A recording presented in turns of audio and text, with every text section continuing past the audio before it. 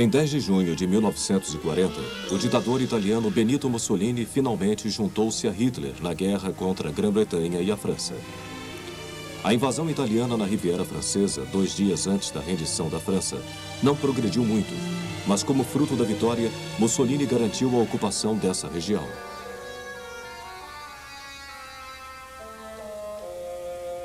Mas Mussolini também queria dar um golpe na Grã-Bretanha contra sua influência naval no Mediterrâneo, onde ela tinha 3 bases navais importantes. No oeste estava Gibraltar, que os britânicos tomaram da Espanha em 1704. Malta, lar tradicional da esquadra mediterrânea, cobria o Mediterrâneo Central e o porto egípcio de Alexandria, no leste. Mussolini estava enciumado e determinado a fazer no Mediterrâneo o seu mar. Para enfrentar a Grã-Bretanha, sua marinha tinha suas principais bases em Taranto, La Spezia e Messina. Era pelo menos no papel adversário para a Grã-Bretanha. Entretanto, o que fez o Mediterrâneo tão importante para a Grã-Bretanha foi o Canal de Suez. Construído em 1870 com apoio francês, ele diminuiu sensivelmente o tempo de viagem entre a Grã-Bretanha e a Índia e o Extremo Oriente. Ameaçando em terra o canal estavam 250 mil soldados italianos na Líbia e mais 100 mil na Abissínia, na Eritreia e na Somália italiana. Para enfrentá-los, a Grã-Bretanha tinha apenas 60 mil homens, baseados principalmente no Egito e na Palestina. Com pequenas guarnições no Sudão, na Somália Britânica e em Aden. Havia também uma importante base aérea no Iraque, em Rabânia. Para mostrar que não estavam brincando, os italianos bombardearam Malta, Aden e Porto Sudão, em 11 de junho. Os britânicos enviaram tropas para a fronteira do Egito com a Líbia, esperando um ataque italiano, e começaram a executar ataques surpresa em toda a fronteira. O ataque italiano levaria tempo para ser organizado e não teve ajuda devido à morte do comandante-geral italiano, Marechal Ítalo Balbo, um eminente piloto aviador cujo avião foi derrubado por um de seus próprios aviões. Para a Marinha Real, o objetivo mais importante era manter Malta abastecida, apesar de ela estar ao alcance dos aviões italianos que operavam na Sicília. Mas o noroeste da África francesa era um assunto complicado. A maior parte da frota francesa havia abandonado Malta e em 3 de julho de 1940, a Marinha Real os atacou, temendo que Malta pudesse cair em mãos alemãs. Navios foram destruídos e marinheiros franceses foram mortos ou feridos.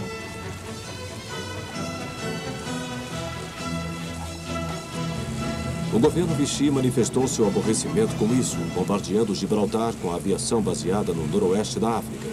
Entretanto, esses ataques causaram pouco dano.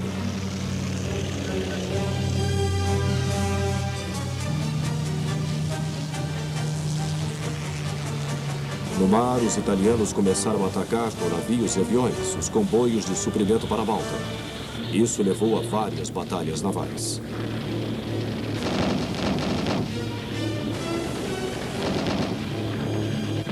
Em terra, as forças italianas sitiaram 2 postos de fronteira no Sudão, no início de julho. Depois, rapidamente invadiram a Somália Britânica, forçando a guarnição britânica a ir para Aden. Mas em agosto de 1940, a despeito da ameaça de invasão da própria Grã-Bretanha, Churchill enviou um comboio rápido de tanques através do Mediterrâneo para reforçar o Egito. E isso foi muito bom. Em meados de setembro, começou a muito esperada invasão italiana ao Egito, mas parou após um avanço de quase 100 quilômetros. Uma das razões para isso foi que Mussolini queria colocar os Balcãs sob seu poder. No final de outubro de 1940, suas tropas invadiram a Grécia neutra pela Albânia ocupada pela Itália.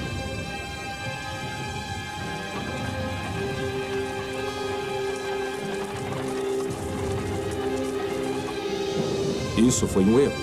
Os gregos não apenas resistiram, como contra-atacaram, penetrando até a metade da Albânia, antes do fim do ano.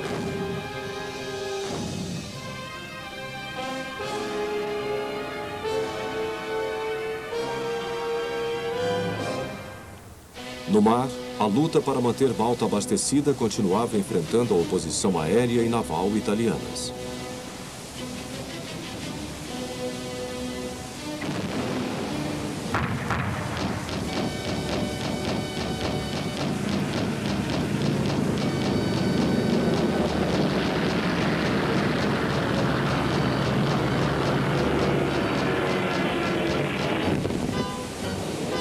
Mas na noite de 11 de novembro de 1940, os aviões britânicos Swordfish decolaram do porta-aviões Illustrious e fizeram um ousado ataque de torpedos à base naval italiana em Taranto.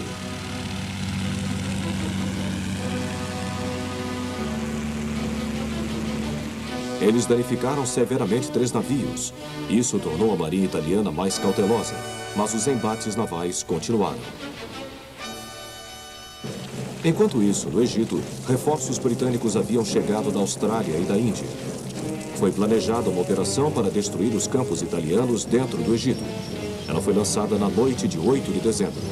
No início, os soldados pensaram que estavam fazendo manobras.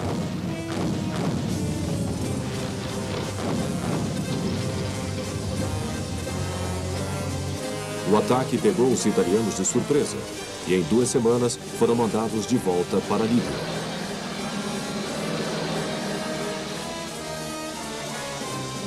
Archibald Wavell, o comandante em chefe britânico, decidiu aproveitar esse sucesso lançando uma invasão em grande escala à colônia italiana. No início de janeiro de 1941, o porto de Bardia foi tomado pelos australianos, seguido de Tobruk e Derna. Os australianos continuaram pela estrada da costa em direção a Benghazi, enquanto os tanques seguiam pelo interior com o objetivo de isolar os italianos, enquanto se retiravam de Benghazi. Após passar através de terrenos difíceis, os tanques chegaram na hora exata.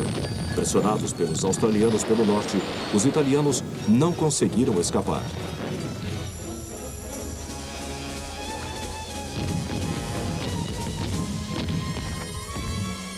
Finalmente, 20.000 italianos foram feitos prisioneiros nessa única ação.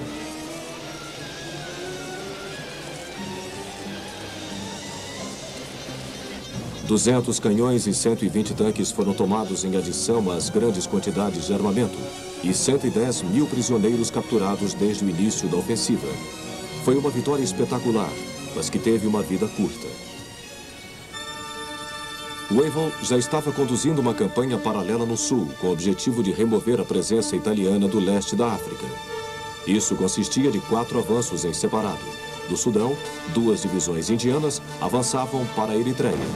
Eles lutaram numa campanha muito dura em terreno difícil para conseguir tomar a colônia em maio de 1941. O imperador abissínio Haile Selassie mandou uma força local para retomar seu trono dos italianos.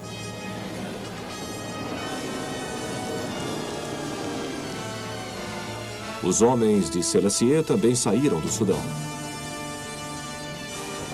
Outra força de soldados do sul, do leste e do oeste da África invadiu a Somália italiana pelo Quênia.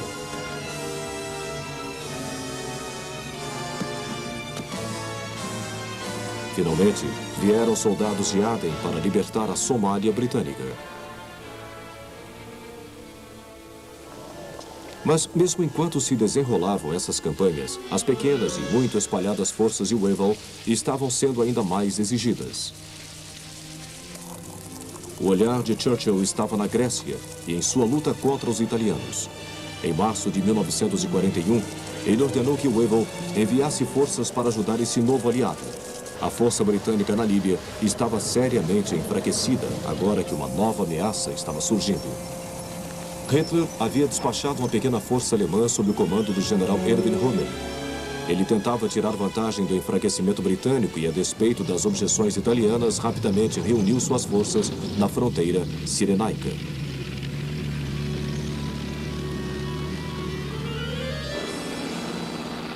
Os Afrika Korps de Rommel precederam o ataque do eixo que começou em 24 de março e rapidamente empurrou os britânicos de volta ao Egito, com apenas o porto de Tobruk resistindo ao seu ataque.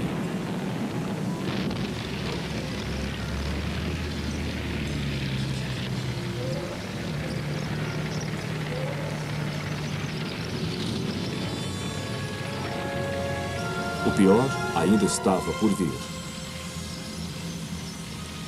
Hitler agora estava planejando invadir a Rússia. Com o objetivo de manter seu flanco sul, ele conseguira reunir a seu lado a maior parte dos estados balcânicos. No fim de março, após um golpe de Estado, a Iugoslávia rompeu o acordo. Em 6 de abril de 1941, um Hitler furioso a invadiu, assim como a Grécia.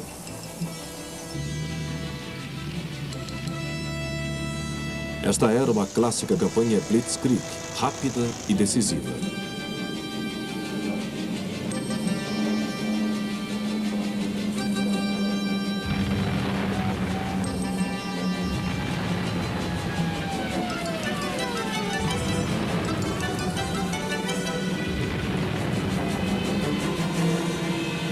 As forças iugoslavas estavam mal preparadas para encarar tal violência e foram rapidamente vencidas.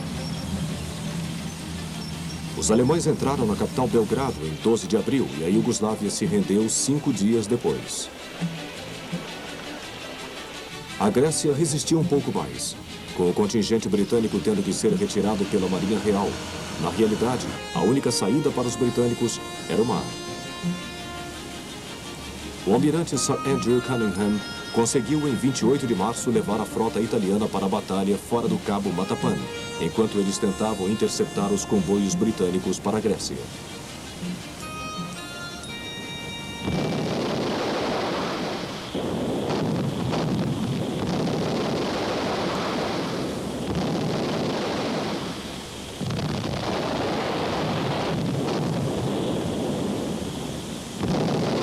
Esta foi a primeira batalha completa de frota contra frota na Segunda Guerra Mundial.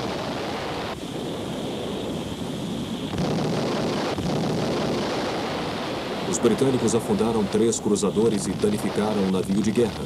Isso manteve a frota italiana no porto nos meses seguintes. Mas em 20 de maio de 1941, os alemães lançaram um ousado ataque aéreo à ilha de Creta, no Mediterrâneo Oriental.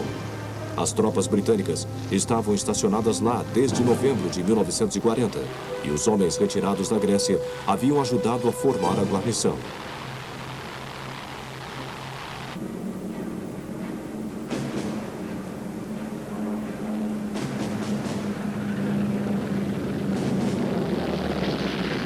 Houve alguma luta desesperada, principalmente em torno dos campos de pouso da ilha, mas os paraquedistas alemães conseguiram tomá-los e reforços foram trazidos de avião. Os alemães agora começavam a empurrar os britânicos contra a costa sul da ilha.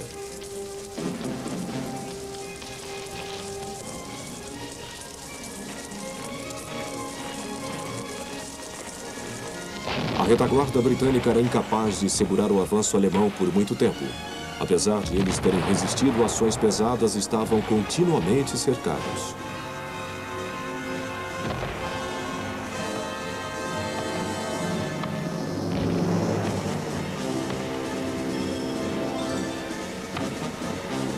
Mais uma vez, a Marinha Real foi chamada para retirar os soldados. Mesmo assim, muitos foram deixados para trás. Este foi outro sucesso espetacular dos alemães.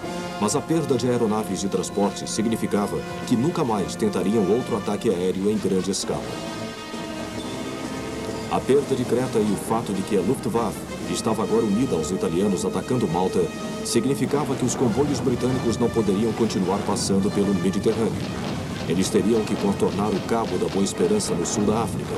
Na realidade, era remotamente possível passar comboios ocasionalmente para manter Malta suprida.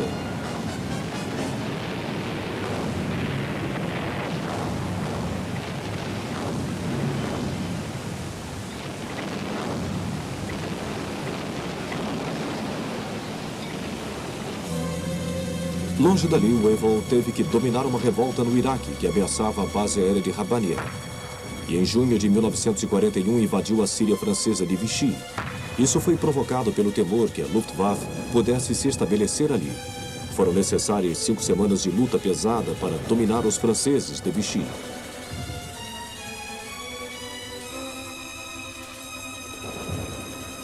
Durante maio e junho na Líbia, Wavell fez 2 ataques abortivos contra as defesas de Homer, na fronteira egípcia.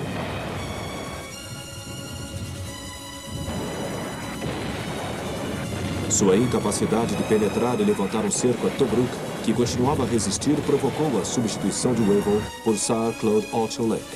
Ele passou os meses seguintes montando o que se tornaria o 8º Exército, visando uma grande ofensiva que teria lugar em novembro.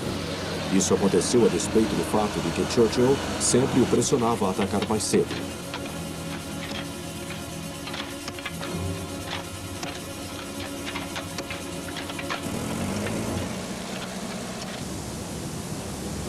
Apesar de Malta permanecer sob constante ataque aéreo, submarinos ingleses como este e aviões baseados na ilha estavam efetivamente incomodando os comboios de suprimento do eixo que dirigiam-se para o norte da África.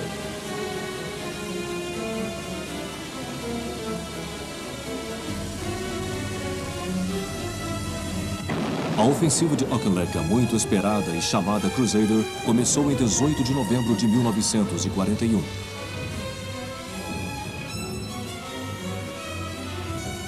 A primeira fase foi marcada por uma longa batalha entre tanques de ambos os lados, e por uma semana o resultado esteve equilibrado, enquanto a infantaria britânica abria seu caminho em direção a Tobruk.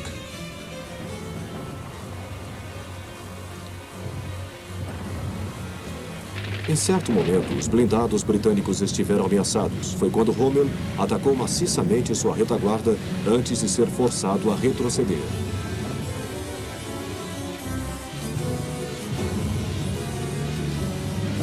As forças aéreas dos dois lados também fizeram a sua parte, quando a Força Aérea Britânica do Deserto estabeleceu sua superioridade no campo de batalha.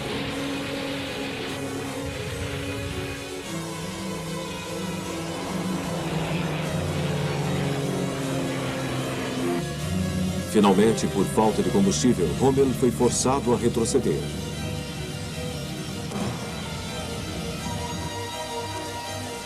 Os homens de Auchinleck entraram em contato com a guarnição de Tobruk e levantaram o cerco. As perdas de Rommel foram pesadas e ele retornou para a fronteira de Trípoli. O eixo, entretanto, negou aos britânicos o uso de Benghazi como um porto, espalhando minas, reduzindo assim suas linhas de suprimento. Mais tarde, Rommel recebeu tanques adicionais e, em 21 de janeiro de 1942, apenas 2 semanas depois de ter feito sua retirada, ele atacou em Cyrenaica mais uma vez. Os britânicos montaram uma nova linha de defesa a oeste de Tobruk e trabalharam duro para mantê-la.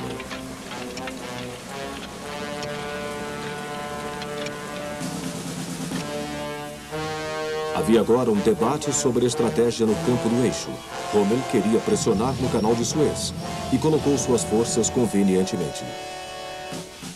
Mas Albert Kesselring, seu superior como comandante em chefe no Teatro de Operações do Sul, tinha outras ideias. Ele e os italianos consideravam mais importante a captura imediata de Malta, como garantia das linhas de suprimento do eixo. Entretanto, ele permitiu que Rommel avançasse até Tobruk. Rommel atacou no final de maio de 1942, se adiantando aos britânicos, que também estavam preparando um ataque. Ele deslocou seus blindados em torno do deserto no flanco britânico e seguiu-se uma desesperada batalha entre tanques.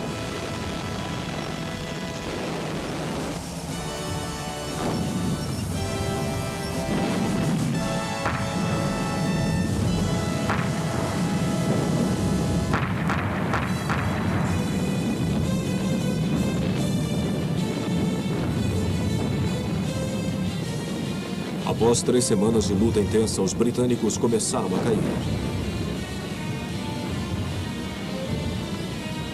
Tobruk estava isolada novamente, mas dessa vez caiu após 3 dias. Rommel aproveitou-se de sua vantagem e o recuo do 8º Exército Britânico tornou-se uma retirada.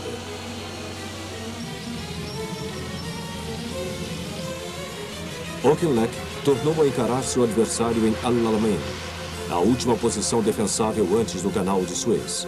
Seu flanco sul ficou na intransponível depressão de Katara, mas ainda havia dúvidas quanto à sua capacidade de conter os alemães.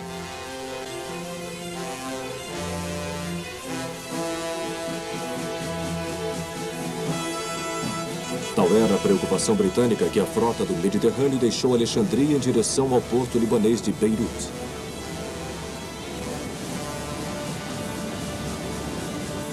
Em 1º de julho de 1942, Rommel atacou. Por algum tempo, a situação esteve equilibrada.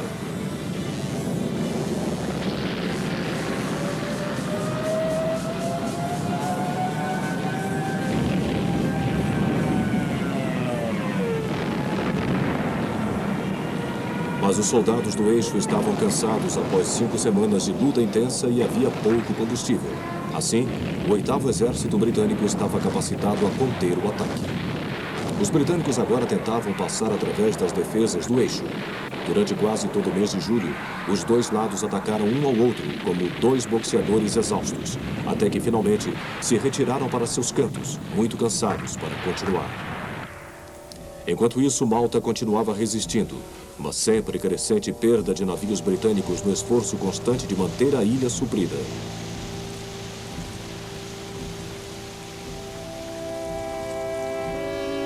Os habitantes da ilha também estavam sofrendo com os infindáveis ataques aéreos. A ilha depois receberia a mais alta condecoração civil britânica por bravura, a Cruz de George.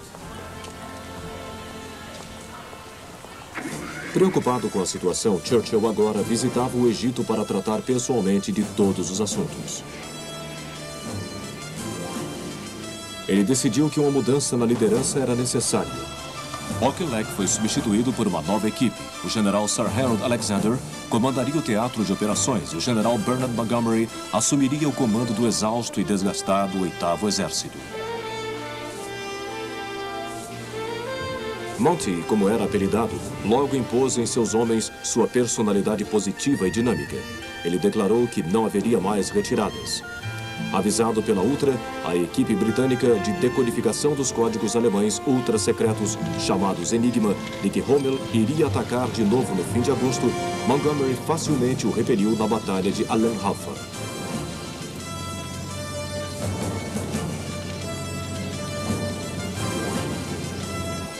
Convencido de que uma grande superioridade em homens e material era essencial para o sucesso, ele começou a preparar um avanço através das linhas do eixo para assim expulsar italianos e alemães da Líbia.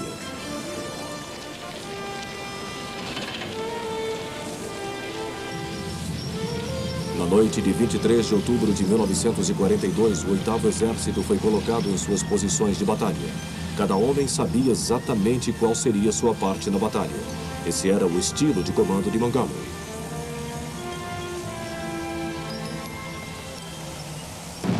"900 canhões começaram a agredir as linhas do eixo e o ataque começou.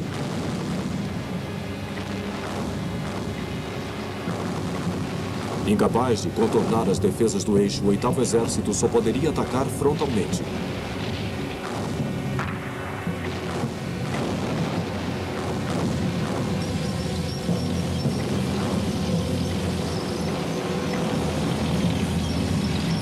Durante os 11 dias seguintes, os britânicos lutaram desesperadamente para fazer furar as defesas de Rommel.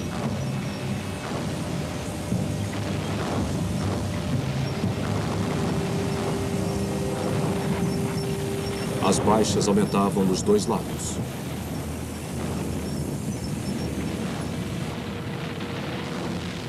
Os homens de Rommel estavam aglutinados enquanto a força aérea do deserto incessantemente os açoitava.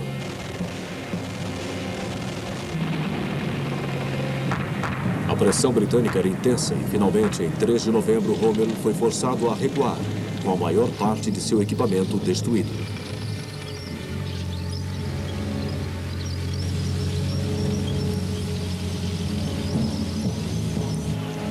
Milhares de prisioneiros do eixo caíram em mãos britânicas. Os tanques de Montgomery os perseguiram e tentaram isolar Rommel. Mas o mau tempo e a capacidade tática permitiram que as forças sobreviventes do eixo escapassem. Durante o resto de novembro e dezembro, o 8º Exército Britânico perseguiu seu adversário através da Líbia. Os britânicos entraram em Trípoli em 23 de janeiro de 1943 e Rommel entrou na Tunísia. Mas a situação geral agora havia mudado. Rommel e os britânicos sabiam que o novo teatro de guerra africano havia apenas começado.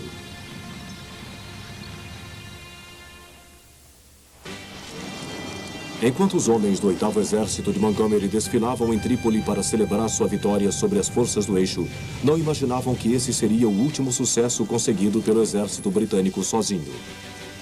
Com a América agora na guerra, Roosevelt e Churchill haviam concordado que vencer a Alemanha teria prioridade sobre o Japão, mas levou tempo para decidir onde atacar. Finalmente, o general norte-americano Dwight D. Eisenhower foi apontado para comandar uma operação ofensiva conjunta no Mediterrâneo. Com os britânicos segurando Rommel no Egito, os aliados decidiram atacar as possessões francesas de Vichy, no Marrocos, Argélia e Tunísia. Uma força norte-americana partiu dos Estados Unidos para desembarcar em Casablanca. Outra força deixaria a Escócia e passaria pelo Estreito de Gibraltar. Soldados norte-americanos desembarcariam em Orã, enquanto uma força anglo-americana desembarcaria em Argel e avançaria para a Tunísia. As forças francesas de Vichy eram de tamanho considerável e os norte-americanos conduziram negociações secretas para assegurar que sua resistência seria não mais que um gesto de desafio.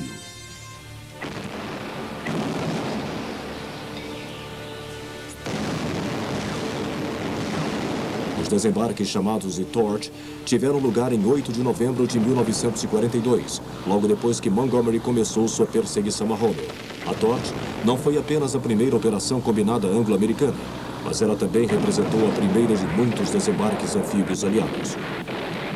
Em Casablanca e Orã, os franceses ofereceram apenas uma resistência simbólica. Mas em Argel, os franceses contestaram o fato mais ferozmente.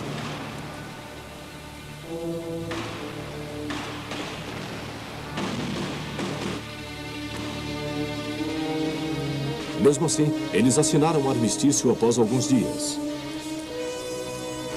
Então, os britânicos e os norte-americanos avançaram para a Tunísia.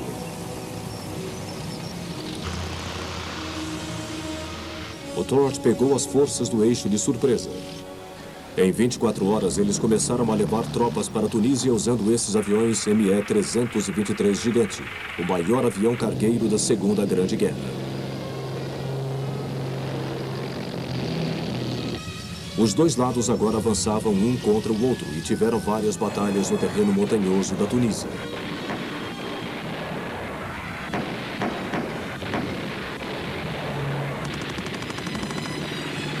Uma força britânica conseguiu chegar a quase 30 quilômetros de Tunis, antes de ser forçada a recuar.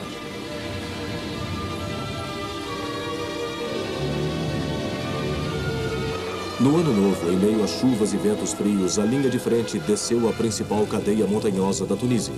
A Força Aérea Aliada sofria principalmente com a lama.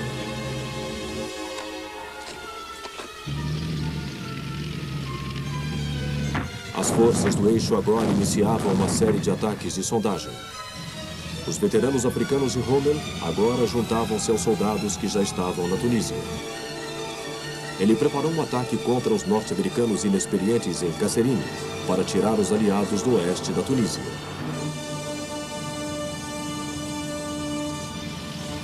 Ele atacou em meados de fevereiro de 1943, fazendo muitos prisioneiros norte-americanos, mas foi contido por outra força aliada.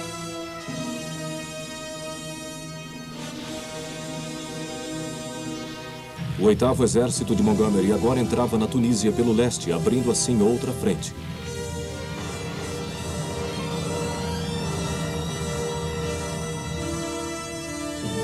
Rommel agora decidira se voltar contra ele. Avisado pela Ultra, a equipe britânica que decifrava os códigos alemães, Montgomery infligiu um ataque sangrento a seus tanques em março de 1943.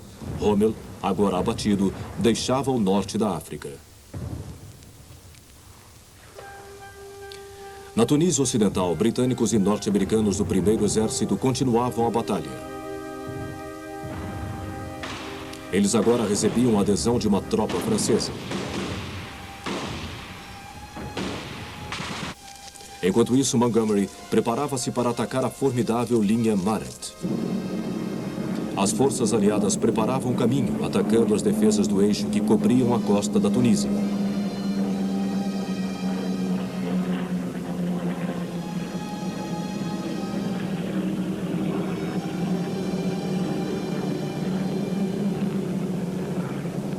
Montgomery decidiu atacar a linha durante a noite.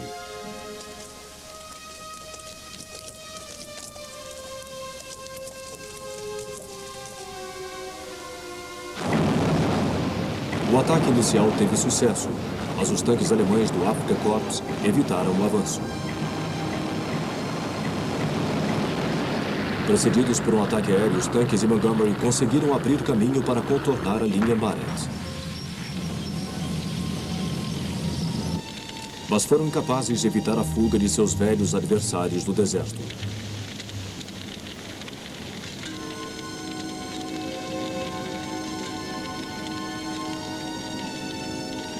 Os norte-americanos, agora recuperados depois do desastre de Kasserine, graças ao general George Patton, limparam o sudoeste da Tunísia e juntaram-se a Montgomery.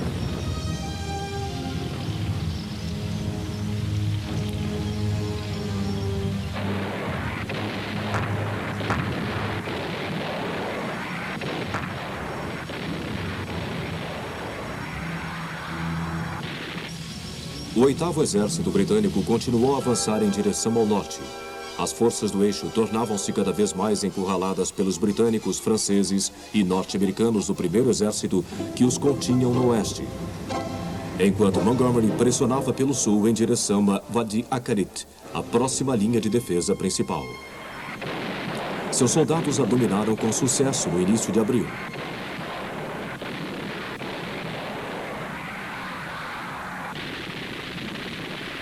Entretanto, mais uma vez, os britânicos foram incapazes de conter as forças do eixo.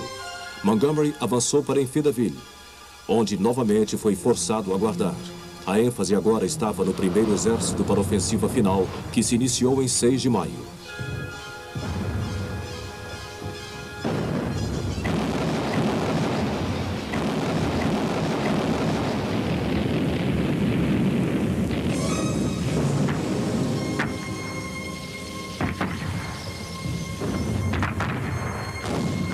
As forças do eixo, tendo suas linhas de suprimento pelo Mediterrâneo agora virtualmente cortadas, não poderiam se manter por muito tempo. Tunis e Bizerta haviam sido invadidas e em 11 de maio toda a resistência cessou.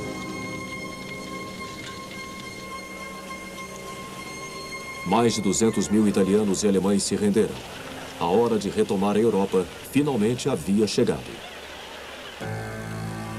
Em janeiro de 1943, os aliados haviam feito uma grande conferência de planejamento estratégico em Casablanca, no Marrocos. Nela havia sido tomada a decisão de desembarcar na Sicília, já que o norte da África havia sido tomado, e conseguir a saída da Itália da guerra. O planejamento para a operação na Sicília começou em março de 1943. O 7º Exército norte-americano do general Patton desembarcaria na costa sul e tomaria metade oeste da ilha, enquanto o 8º Exército de Montgomery avançaria pela metade leste. Como uma preliminar e após um pesado bombardeio aéreo e naval, tropas britânicas desembarcaram nas ilhas de Lampedusa e Pantelleria, em 11 de junho.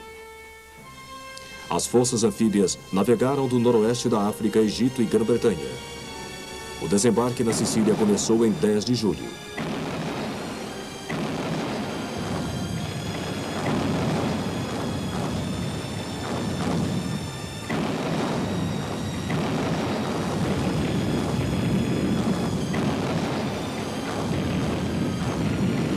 A operação desenrolou-se de acordo com o plano.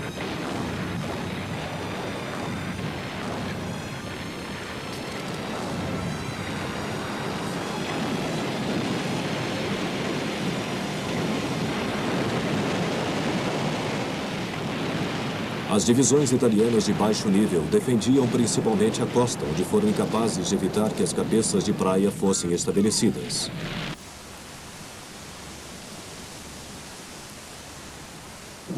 Isso aconteceu apesar de os paraquedistas aliados terem sido desagregados quando foram lançados em apoio ao desembarque.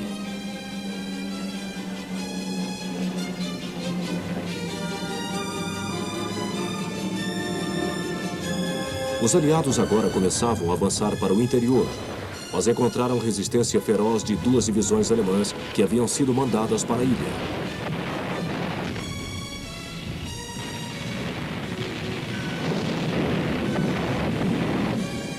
Finalmente, Patton começou a fazer progresso quando seus homens começaram a limpar a costa norte.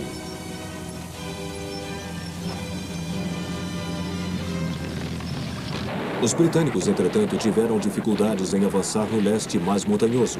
Só em 5 de agosto, eles conseguiram entrar em Catânia, a meio caminho da costa.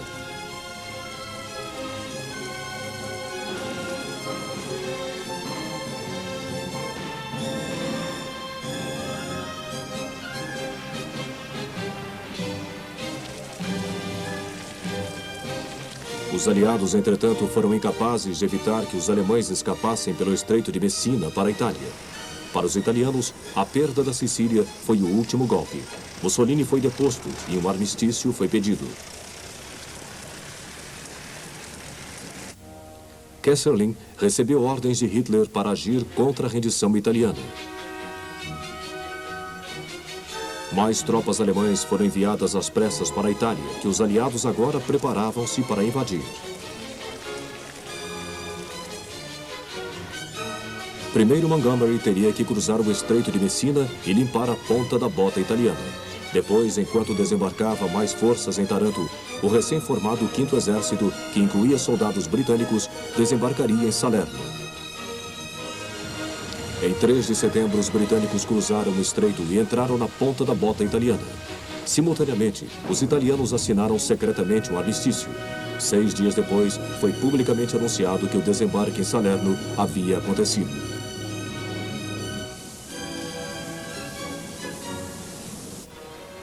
Os alemães rapidamente trouxeram seus soldados e ofereceram forte resistência.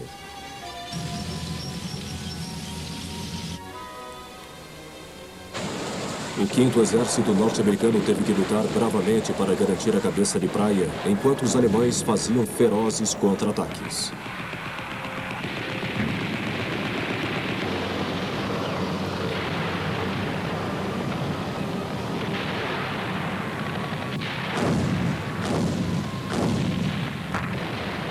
A Luftwaffe também estava bastante ativa e destruiu um grande número de navios aliados. Os canhões dos navios também tiveram um papel essencial, permitindo que os soldados chegassem à praia.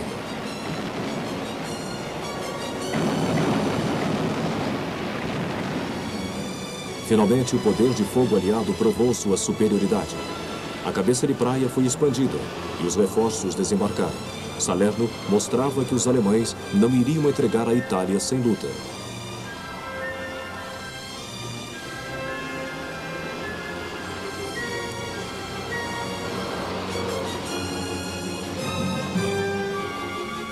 A Itália agora havia mudado de lado e sua frota navegou para Malta para se render.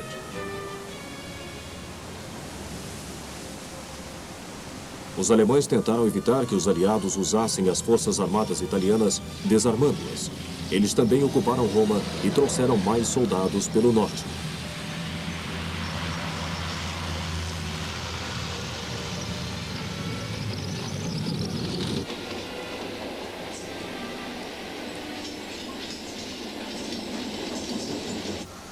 Neste ínterim, Mussolini estava preso numa estação de esqui nas montanhas Abruzzi. Por ordem de Hitler, soldados desembarcaram em um planador e executaram um ousado resgate do ex-ditador italiano. Eles usaram um avião leve para levá-lo em segurança.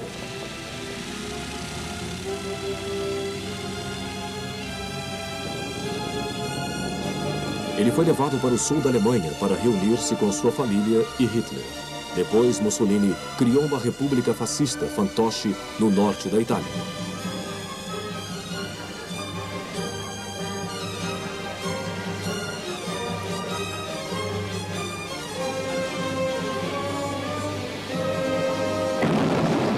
A resistência alemã em Salerno foi vencida após uma semana de luta.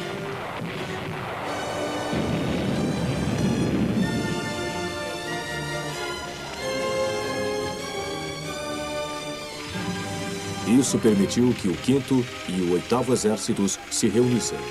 Depois disso, os norte-americanos avançaram para o lado oeste da Itália e os britânicos para o leste.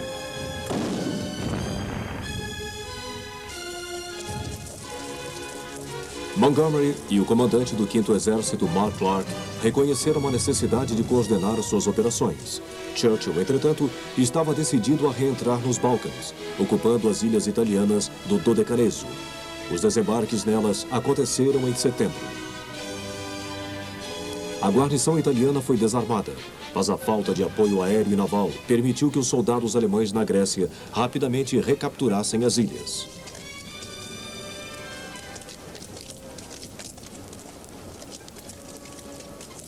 Na Itália continental, os aliados entraram em Nápoles em 1º de outubro. Suas forças então continuaram em direção ao norte, mas foram contidas pela retaguarda alemã.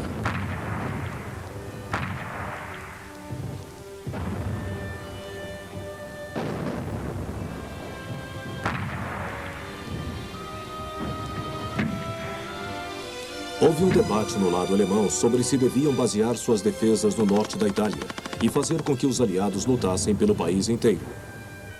Foi decidido que a última opção, a de Kesselring, prevaleceria. Os numerosos rios da Itália ajudaram a estratégia de Kesselring. As chuvas de outono começaram a atrasar os aliados.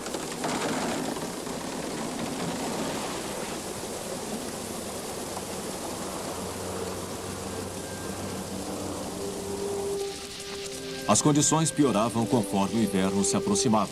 Finalmente, no final de novembro de 1943, os aliados se confrontaram com as defesas preparadas na linha Gustav.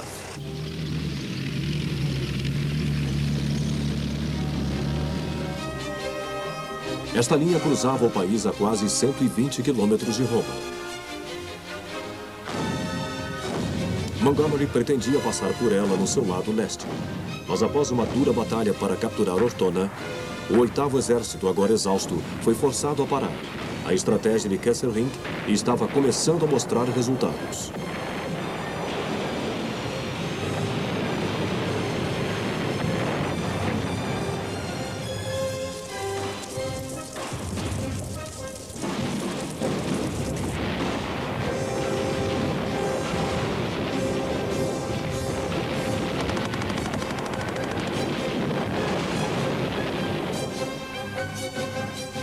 Desesperados para chegar a Roma, os aliados decidiram isolar os alemães na área de Monte Cassino e depois contornar a linha Gustav através de um desembarque anfíbio em Anzio, a 90 quilômetros da sua retaguarda. Isso foi feito a despeito dos planos prévios de transferir a maior parte dos veículos anfíbios para a Grã-Bretanha, em preparação para a invasão de 1944 através do canal.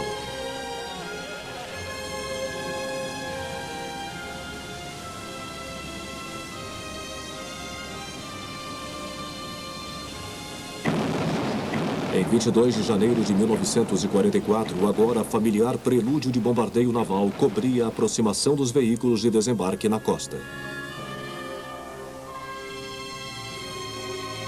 As tropas de assalto foram rapidamente desembarcadas.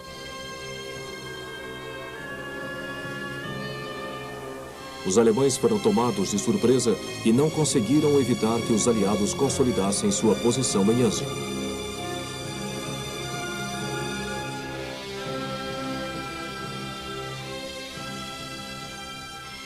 Esses veículos anfíbios com rodas, conhecidos como Ducks, permitiam que os soldados desembarcassem sem molhar os pés. Logo, armas pesadas e suprimentos foram desembarcados.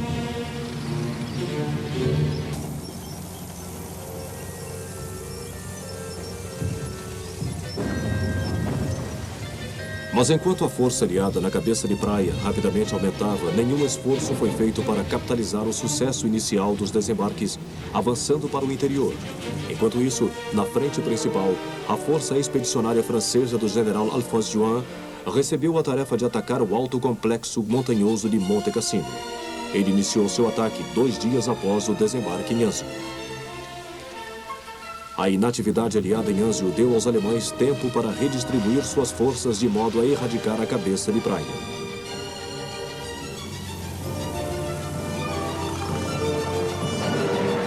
Em 16 de fevereiro, eles lançaram o primeiro de uma série de furiosos contra-ataques.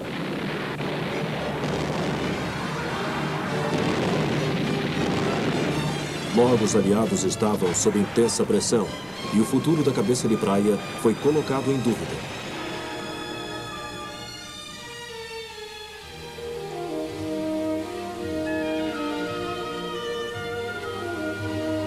Os alemães mantiveram a pressão por 2 semanas e meia.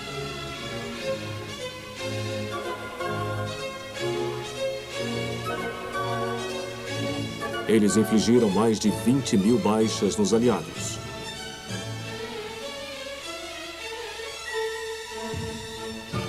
A situação em Monte Cassino não era melhor.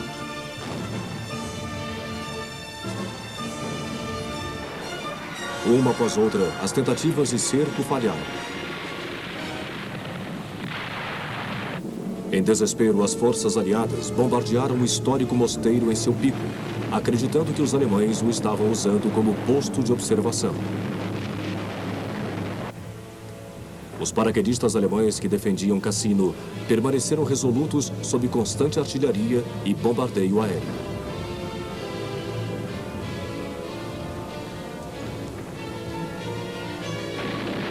Franceses, neozelandeses, indianos e britânicos tentaram capturá-lo, mas sem sucesso, apesar de eles terem conseguido capturar grande parte da cidade em sua base.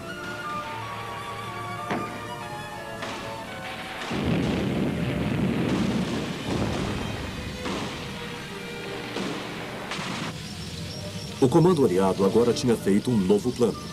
A maior parte do 8º Exército Britânico seria levada para leste dos Apeninos, a cadeia montanhosa da Itália. E um ataque combinado seria lançado de Cassino para a costa mediterrânea. Em conjunto com isso, as forças na cabeça de praia de Anzio deveriam avançar em direção a Roma. Um ataque aéreo preliminar chamado de Strangle foi montado para estrangular as linhas de suprimento do eixo.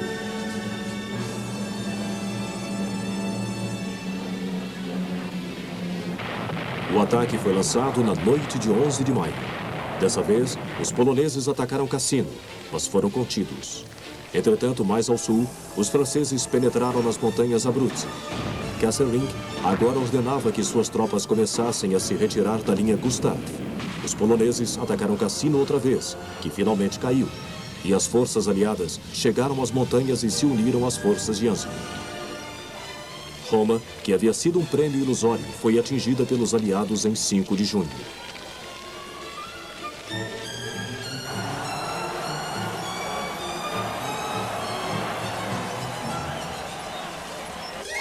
Eles continuaram a avançar em direção ao norte, mas a retaguarda alemã, convenientemente orientada, manteve os aliados à distância.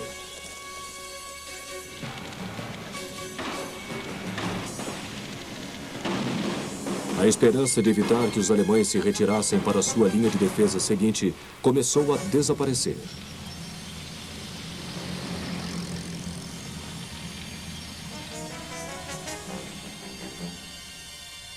A demolição foi outra arma usada pelos alemães para conter os aliados.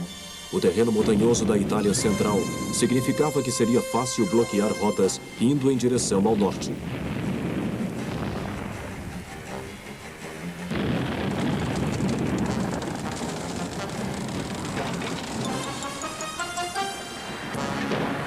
Ao final de agosto, o avanço aliado foi sendo levado a uma parada virtual.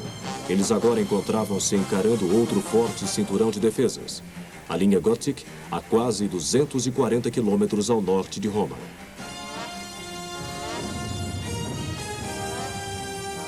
Mais uma vez, o 8º Exército conseguiu passar através dela na ponta do Adriático, mas a infindável sucessão de rios ao norte finalmente derrubou os britânicos, e eles não conseguiram atingir a batalha decisiva.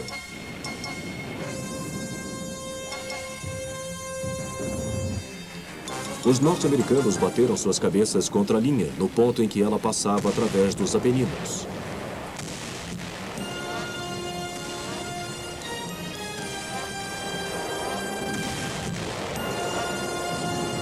Seu avanço também foi retardado pela linha Arno, que protegia a linha Gothic das aproximações pelo oeste.